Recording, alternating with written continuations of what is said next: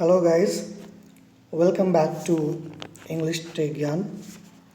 दोस्तों, आज के इस वीडियो में हम लोग बात करने वाले हैं mode of the question of preposition, यानी प्रीपोजिशन के क्वेश्चंस का क्या मोड होता है।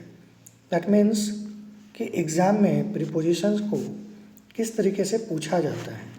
ठीक है, आप सबको पता होगा कि किसी भी कॉम्पिटिटिव एग्ज़ाम में या स्कूल बेस्ड एग्ज़ाम्स में प्रीपोजिशंस के क्वेश्चंस अक्सर पूछे जाते हैं। बहुत सारे क्वेश्चन आते हैं और स्कूल लेवल पे ज़्यादातर question fill in the blanks के होते हैं एंड कॉम्पिटिटिव एग्ज़ाम्स में कॉमन एरर्स या फिर सेंटेंस इम्प्रूवमेंट के भी क्वेश्चन आ जाते हैं।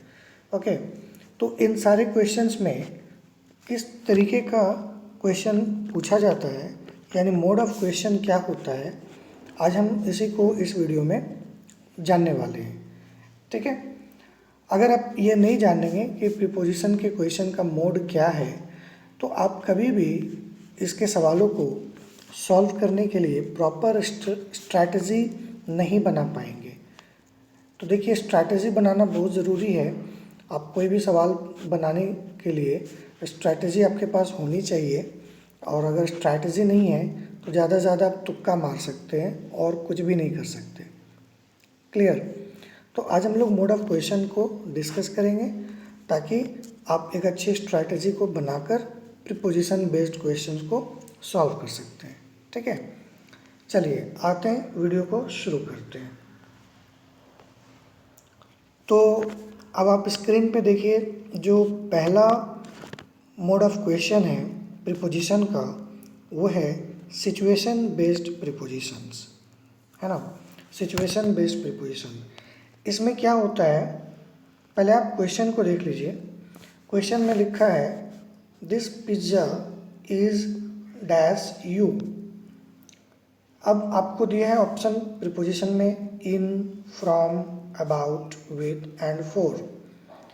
अगर आप इस क्वेश्चन को बनाएंगे तो मुझे लगता है ज़्यादातर लोग बना पाएंगे, क्योंकि यहाँ पर जो हम प्रीपोजिशन भरेंगे वो प्रीपोजिशन सिचुएशन पर आधारित है या कंडीशन पर आधारित है। यानी कि मैं ये कहना चाहता हूँ कि प्रीपोजिशन यहाँ पे मीनिंग पर आधारित होगा, मीनिंग बेस्ड प्रीपोजिशन है और उसी के आधार पर आप यहाँ पे इसको भरते हैं। जैसे कि पिज्ज़ा इज़ इन यू, क्या हम ये कह सकते हैं कि पिज्ज़ा तुम्हारे अंदर है? नहीं। क्या हम ये कह सकते हैं कि पिज्ज़ा तुमसे है? नहीं। क्या हम ये कह सकते हैं पिज्ज़ा तुम्हारे बारे में है? नहीं।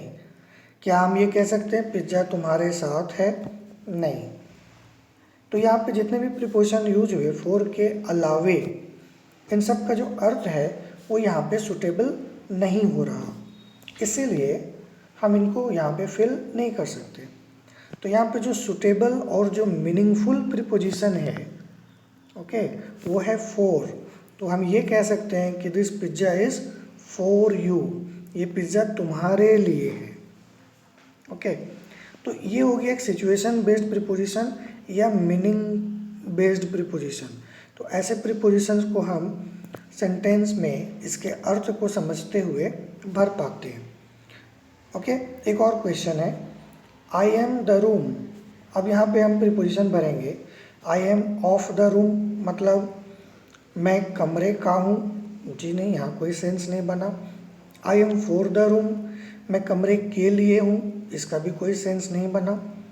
I am by the room, मैं कमरे से हूँ या कमरे के द्वारा हूँ, इसका भी कोई सेंस नहीं है।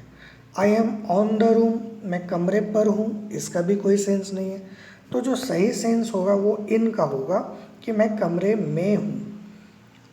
ठीक है, तो आपने देखा कि जो पहला मोड ऑफ क्वेश्चन एग्जाम्स में आता है वो होता है मीनिंग पर आधारित, या हम इसको कह सकते हैं सिचुएशन बेस्ड प्रीपोजिशंस। और कॉम्पिटिटिव एग्जाम्स में आजकल इस टाइप का क्वेश्चन मान के चलिए कि नहीं आता है। ठीक है, और अगर आया है तो एक दो आ सकता है, बट ज़्यादातर नहीं आते।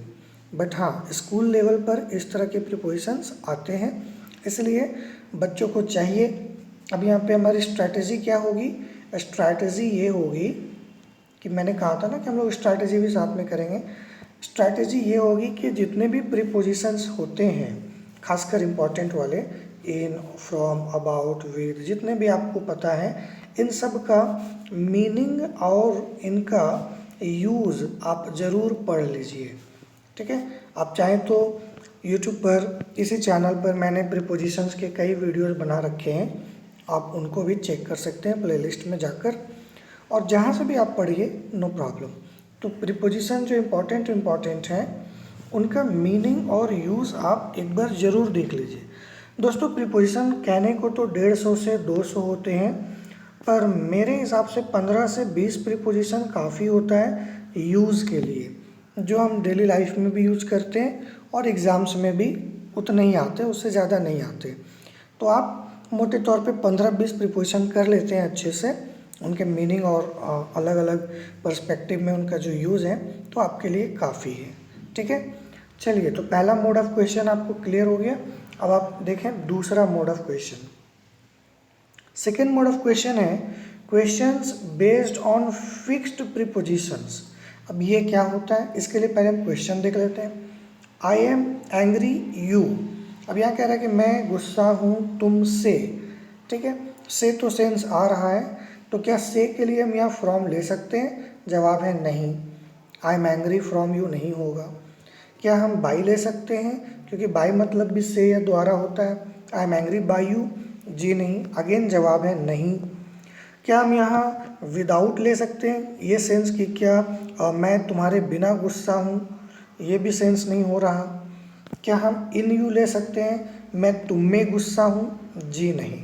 तो दोस्तों, यहाँ पर एक्चुअली मामला ये है कि एंग्री के साथ एक प्रीपोजिशन फिक्स्ड है, वो है विद, और एक्चुअली एक और इसके साथ फिक्स्ड है, वो है एट। एंग्री के साथ दो प्रीपोजिशंस फिक्स्ड आते हैं, इसको कहते हैं फिक्स्ड प्रीपोजिशन। यानी वाक्य में कुछ वर्ब या फिर एडजेक्टिव्स, कुछ एडजेक्टिव और कुछ वर्ब होते हैं जिनके साथ कुछ प्रीपोजिशन फिक्स होते हैं। जैसे आपने बहुत सारा देखा होगा, और प्रिवेंट के साथ फ्रॉम लगाना, अपसेंट के साथ फ्रॉम लगाना, है ना, इंजिस्ट के साथ ऑन फिक्स्ड है, एडजेसेंट के साथ टू फिक्स्ड है। तो उसी तरह एंग्री के साथ भी विद यहाँ पे फिक्स्ड है। तो इसमें होगा आई एम एंग्री विद यू, मैं तुमसे गुस्सा हूँ। जब हम किसी व्यक्ति से गुस्सा होते हैं तो एंग्री के साथ विद लगाते हैं, और जब हम किसी बात पर गुस्सा होते हैं तो एट लगाते हैं। ठीक है, तो दोनों हैं, बट ये फिक्स्ड है, इनके अलावे फिर कुछ नहीं लगाना है। ओके, अब एक और क्वेश्चन है, वो भी देख लीजिए। आई प्रोहिबिटेड हिम ड्रिंकिंग। कह रहे कि मैंने उसको रोका क्या करने से? ड्रिंकिंग मतलब शराब पीने से रोका। फिर यहाँ पे एक सेंस आ रहा है से का, तो क्या अगेन यहाँ पे हम सेंस के आधार पे या मीनिंग के आधार पे आने वाले प्रीपोजिशन को भरेंगे? जवाब है नहीं, यहाँ हम मीनिंग वाले प्रीपोजिशन नहीं भरेंगे। यहाँ प्रोहिबिटेड के साथ एक प्रीपोजिशन फिक्स्ड है और उसी प्रीपोजिशन को भरा जाएगा। अब वो फिक्स प्रीपोजिशन है फ्रॉम, ना कि ऑफ, ना ऑन, ना for. I prohibited him from drinking, मैंने उसको ड्रिंक करने से रोका। Not only prohibited but also there are so many words like prevent, रोकने के लिए ये भी होता है, इसके साथ भी फ्रॉम लगाते हैं। ठीक है, अब्सटेन वर्ड आता है, परहेज करना या रोकना, इसके साथ भी फ्रॉम लगाते हैं। और भी कई वर्ब्स हैं जिनके साथ फ्रॉम का यूज किया जाता है। तो फिक्स प्रीपोजिशन में हम क्या देखते हैं कि कुछ वर्ब्स के साथ प्रीपोजिशन फिक्स्ड होते हैं, उनको आपको लर्न करना होगा। तो आपकी स्ट्रैटेजी होनी चाहिए फिक्स्ड प्रीपोजिशन को लर्न करना। इसके भी वीडियोज आपको मिल जाएंगे, आप इनको भी लर्न कीजिए। जितने भी प्रीपोजिशंस हैं, अगर वो अपने साथ जितने भी वर्ब्स हैं, अगर वो अपने साथ कोई प्रीपोजिशन लेते हैं तो एक बार उनको ज़रूर लर्न कीजिए और उनको याद रखिए, प्रैक्टिस करते रहिए, रिवीजन करते रहिए। तो ये हो गई हमारी दूसरी स्ट्रैटेजी। ओके, आगे बढ़ते हैं तीसरी स्ट्रैटेजी की ओर, जो कि प्रीपोजिशन का है, जिसके आधार पे क्वेश्चन आता है, वो है फ्रेजल वर्ब्स बेस्ड प्रीपोजिशंस। ठीक है, यानी ऐसे प्रीपोजिशंस जिनमें फ्रेजल वर्ब्स का यूज़ होता है। अब ये क्या है भाई, ये भी देख लेते हैं।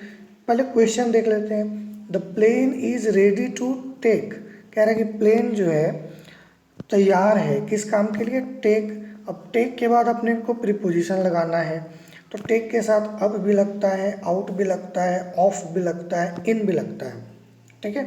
पर इसमें कोई एक ही होगा। मैं देख रहा हूँ कि आपको समझ में आ रहा होगा कि टेक के साथ तो एक ही जाता है, वो है ऑफ। लेकिन टेकअप भी होता है। अब ये होता है कि फ्रेजल वर्ब क्या है, फ्रेजल वर्ब होता है जब किसी वर्ब के साथ हम प्रीपोजिशन को ऐड कर देते हैं तो उसका एक नया मीनिंग बन जाता है, क्रिएट हो जाता है, इसको हम फ्रेजल वर्ब कहते हैं। फिक्स प्रीपोजिशन में ऐसा नहीं होता। फॉर एग्जांपल, अगर हमने कंप्लेन के साथ टू लगाया तो कंप्लेन का मीनिंग नहीं बदलता है, लेकिन अगर हम टेक के साथ अप लगा दें तो मीनिंग चेंज हो जाएगा, टेक के साथ आउट लगा दें तो मीनिंग चेंज हो जाएगा, टेक के साथ ऑफ लगेगा तो मीनिंग चेंज है। उसी तरह टेक के साथ अगर इन लगता है तो मीनिंग चेंज हो जाता है। तो ये डिफरेंस है फ्रेजल वर्ब्स का और फिक्स प्रीपोजिशन का, ठीक है। तो यहाँ पर जो सही प्रीपोजिशन जाएगा टेक के साथ वो होगा off, take off. Take off का मतलब होता है ज़मीन को यानी किसी सतह को छोड़ देना। जब प्लेन उड़ता है तो वो ज़मीन छोड़ देता है ना, इस क्रिया को टेक ऑफ कहते हैं। क्लियर हो गया। तो फ्रेजल वर्ब्स के आधार पे भी आपको कई सवाल आ जाते हैं, बट स्टूडेंट को ये तो पता नहीं होता कि आपको फ्रेजल वर्ब पूछा है कि फिक्स प्रीपोजिशन है या फिर मीनिंग से बनेगा, इसीलिए आपको स्ट्रैटेजी बताई जा रही है, मोड ऑफ क्वेश्चन को बताया जा रहा है। ओके, आगे देखते हैं एक और example. The robbers broke the house. अब ये कह रहा है कि डकैत जो है घर को क्या किया, तोड़ा। अब आप कहोगे ब्रोक का या ब्रेक का मतलब तो तोड़ना होता है, जी हाँ, लेकिन जब हम ब्रेक के साथ कोई प्रीपोजिशन ऐड कर देते हैं तो इसका मीनिंग बदल जाता है, ठीक है। ब्रेक के साथ जब अप लगता है तो मीनिंग होता है संबंध तोड़ना, ब्रेक इनटू लगता है तो मीनिंग होता है कहीं ज़बरदस्ती घुसना, जो कि यहाँ पर आंसर भी होगा। ब्रेक डाउन मतलब होता है खराब होना, ब्रेक थ्रू मतलब होता है मौका या कोई चांस मिलना, ठीक है। अब चूंकि ब्रेक वर्ब है तो इसका रूप बदला जा सकता है और प्रीपोजिशन अलग अलग यूज किए जा सकते हैं। तो यहाँ पर हो जाएगा the robbers broke into the house, यानी कि डकैत जो है घर तोड़कर घुस गए या घर में ज़बरदस्ती घुस गए।